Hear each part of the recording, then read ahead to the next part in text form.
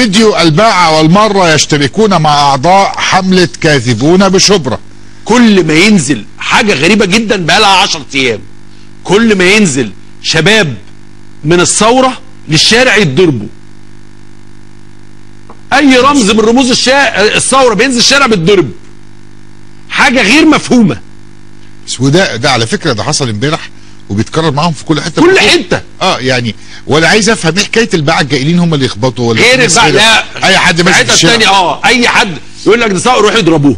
ليه؟ الثورة الوحيدة اللي في العالم اللي بتوع الثورة اللي فيها بيتضربوا. ايه يا ابني الكلام ده؟ ده الفيديو بتاع لما الناس اتضربت. جاي اهو من يوم السابع. هم بيعملوا يا جماعه، بينزلوا بيحطوا شاشات ويعرضوا حاجات معينه انه جرايم الجيش. جرايم الجيش. كويس. فالناس ما بتنبسطش من الحكايه ديت لسبب او لاخر فيضربوهم. بس مش في كل مكان. في كل الاماكن لمده 10 ايام والعرض مستمر.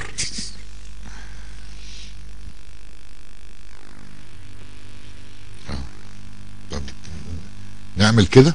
نكمل بس الاخر غيره.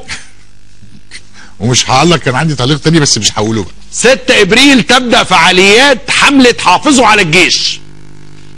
اهو بالاعلام اهو.